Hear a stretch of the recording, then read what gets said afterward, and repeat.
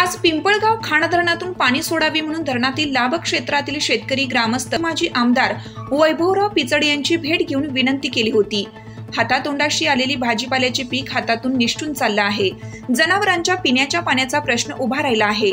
अशा विविध मागण्यांसाठी भेट घेण्यात आली होती। यावेळी प्राध्यापक सहदेव चौधरी, लिंगदेव सरपंच अमित गोमल, लहितचे माजी सरपंच भाऊसाहेब चौधरी, अर्जुन गावडे, लहितचे उपसरपंच विवेक चौधरी, बादशाह गायकर, प्रकाश चौधरी, गणेश चौधरी, भाऊसाहेब जाधव आदींसह मोठ्या प्रमाणात शेतकरी उपस्थित होते। आज पिंपळगाव खांड लाभ क्षेत्रातील सर्व शेतकरी बांधव, सर्वच पदाधिकारी आज साहेबांना भेटण्यासाठी आवर्जून या ठिकाणी आले आणि त्यांची मागणी या ठिकाणी हीच होती का पिंपळगाव खांड धरणाचं पाणी या ठिकाणी शेतकऱ्यांपर्यंत गेलं पाहिजे। वास्तविक पाहता 2023-24चं रोटेशन 2023 आणि 2024 या रोटेशनचा कालावधी जर पाहिला तर या पिंपळगाव खांड धरणाचे 2 रोटेशन होणं हे क्रमप्राप्त होतं। यापूर्वी देखील आपण पाहिलं असेल का 2 रोटेशन या ठिकाणी देण्यात आले आणि या 2 रोटेशनमुळे खऱ्या अर्थाने शेतकऱ्यांच्या शेतीपर्यंत पाणी नेण्याचं खऱ्या अर्थाने अतिशय चांगलं पवित्र काम या ठिकाणी साहेबांच्या माध्यमातून झालेलं आपल्याला पाहायला भेटत असेल। परंतु यावेळीची कालवा सल्लागार बैठकीमध्ये जे काही भाष्य झालं आणि भाष्य झाल्यानंतर 2 रोटेशनचं भाष्य झालं, परंतु 2 रोटेशन दिले गेले नाही। परिणाम स्वरूप एकाच रोटेशनला पाणी मोठ्या प्रमाणात काढलं गेलं आणि परिणाम स्वरूप दुसरं रोटेशन या ठिकाणी होऊ शकलं नाही।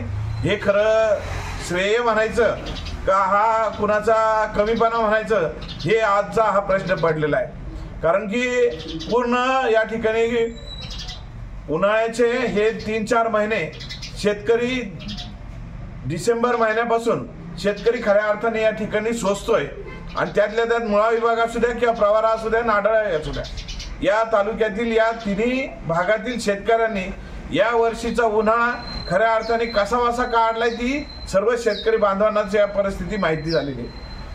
आपण पाहत असाल का जे पिंपळगाव खांड धरणाचं रोटेशन होतं हे 2 रोटेशन परिणाम स्वरूप होऊ शकले नाही आणि आज आपण बघतो की धरण क्षेत्रामध्ये, लाभ क्षेत्रामध्ये आणि धरणाच्या लाभ क्षेत्रामध्ये जो काही झालेला पाऊस असेल, या पावसामुळे खऱ्या अर्थाने थोडंफार धरणं भरलेत आणि आलेलं पाणी किमान या ठिकाणी शेतकऱ्यांच्या शेतापर्यंत आणि जनावरांच्या तोंडापर्यंत गेलं पाहिजे या उद्देशाने खऱ्या अर्थाने ही सर्व मंडळी या ठिकाणी साहेबांना भेटण्यासाठी आली आणि आल्यानंतर जिल्ह्याचे जिल्हाधिकारी, त्याचबरोबर या ठिकाणी R&D असतील, त्याचबरोबर या ठिकाणी इरिगेशन डिपार्टमेंटचे अधिकारी असतील, माननीय फडणवीस साहेब असतील, या सर्वांशी खऱ्या अर्थाने चर्चा झाली आणि आज दुपारी कदाचित 4 वाजेपर्यंत या ठिकाणी हे रोटेशनची त्याला मान्यता या ठिकाणी उपलब्ध होईल आणि 4 वाजेनंतर या ठिकाणी पाणी सुरुवात होईल अशी अपेक्षा आहे।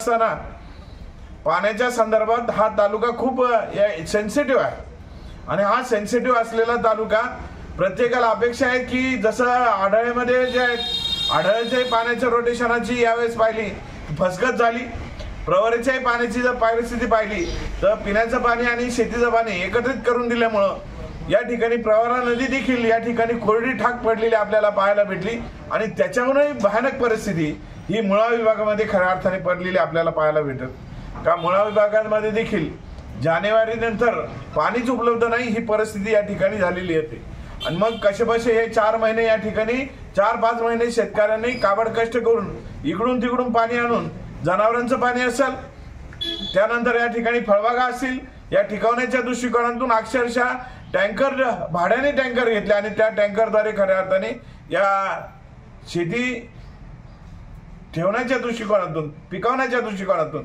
जनावरांना पाणी देण्याच्या दृष्टिकोनातून आपण पाहत असाल का कशी परिस्थिती पार पडलेली आहे। आज धरण क्षेत्राच्या लाभ क्षेत्रामध्ये जे काही पाऊस झाला या पावसामुळे आलेलं पाणी या ठिकाणी सोडली गेलं पाहिजे या दृष्टिकोनातून ही सर्व मंडळी आलेत आणि आल्यानंतर या ठिकाणी अपेक्षा हीच आहे की 4 वाजेच्या आतमध्ये माननीय कलेक्टर साहेबांची सह्या होऊन या ठिकाणी इरिगेशन डिपार्टमेंट, कदाचित आमची अपेक्षा हीच आहे की 4 वाजता सही झाल्यानंतर तात्काळ 4 वाजताच पाणी सोडायचं नियोजन असावं अशी सर्व आमची या ठिकाणी अपेक्षा आहे।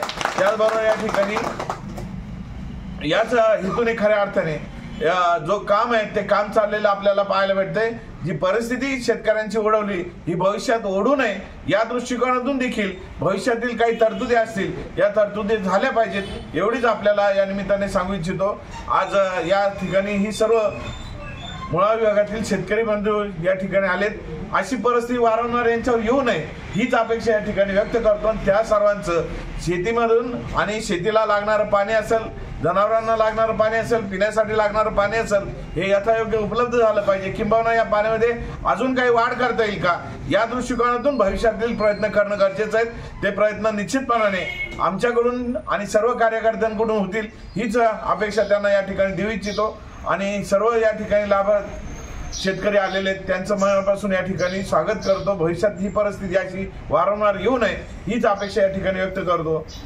धन्यवाद। आमच्या मुळा विभागाचे भाजी विद्यार्थी आदरणीय नामदार माजी मंत्री पिचड साहेब, माजी आमदार आदरणीय वैभवरावजी पिचड साहेब यांच्या प्रयत्नातून मुळेची संपूर्ण बांधणी गेल्या अनेक वर्षांमध्ये जी झालेली आहे, पण यावर्षी केवळ पाण्याचं नियोजन योग्य पद्धतीनं झालं नाही।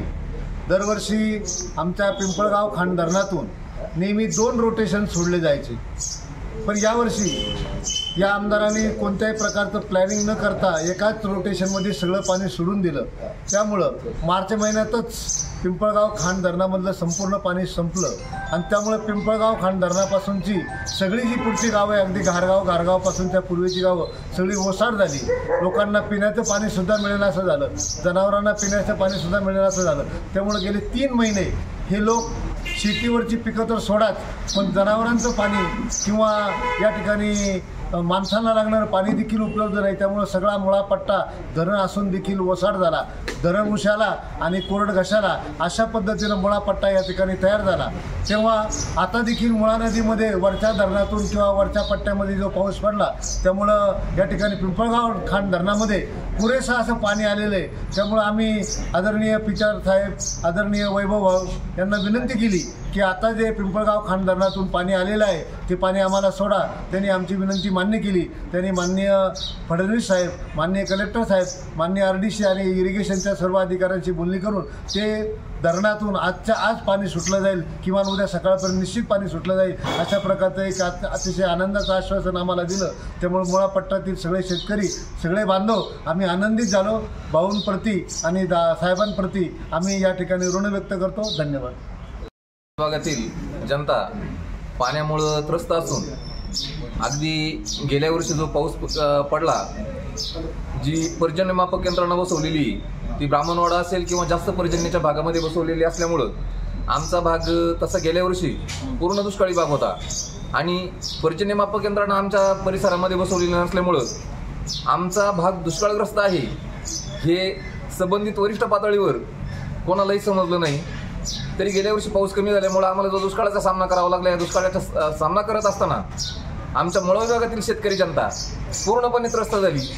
शेतकऱ्यांचे चारा पिकं असतील पूर्णपणे वाळून गेलेले आहेत। शेतकऱ्यांना, जनावरांना सुद्धा आज पाणी नाही, प्यायला सुद्धा पाणी नाही। आज टँकर तिथं चालू आहेत, बाहेरून कुठून तरी टँकर आणावा लागतो, तो पण त्या असं एकदम खूप जास्त पैसे देऊन आणावा लागतो तो टँकर। आणि ही सगळी परिस्थिती असताना आत्ताच जे आमचे प्राचार्य चौधरी सर असतील, अर्जुनजी गावडे असतील, यांनी ज्या गोष्टी सांगितल्या आहे ह्या अगदी एकदम सत्य आहेत। यामध्ये कोणत्याही प्रकारे अजिबात खोटेपणा नाही, काही नाही।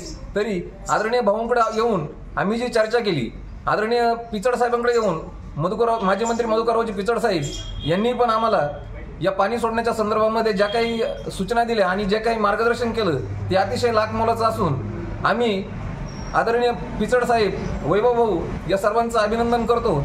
आणि आम्हाला उद्या सकाळपर्यंत किंवा उद्या 10-11 वाजेच्या आतमध्येच किंवा आज सायंकाळी 4 ते उद्या सकाळी 11 वाजेपर्यंत आपल्या मुळा विभागामध्ये पाणी 100% सुटणार याची खात्री देतो। वैभव भाऊंचं पुन्हा एकदा मी अभिनंदन करतो आणि थांबतो। आणि आपल्या तालुक्याचे भाग्यविधाते माननीय पिचड साहेब आणि आपल्या तालुक्याचे माजी आमदार वैभव पिचड साहेब, आम्ही सर्व पिंपदरी, चास, लई, लिंगदेव सर्व शेतकरी मंडळी साहेबांना ह्या पाण्याच्या संदर्भात भेटायला आलो। त्यानंतर गेले सापूर आंबेडपर्यंत सर्व किटियर, सर्व छोटाली, सर्व धरणं ही मान्य पिचड साहेबांनी बांधली। पण ह्या वर्षी ज्या टायमाला कोथरूडमध्ये तालुक्याचे प्रतिनिधी आमची मिटिंग झाली त्या मिटिंगमध्ये त्यांनी सांगितलं का आपण ह्या पिंपळगाव खांड धरणाचे 2 रोटेशन करू, पण ते रोटेशन एक झालं.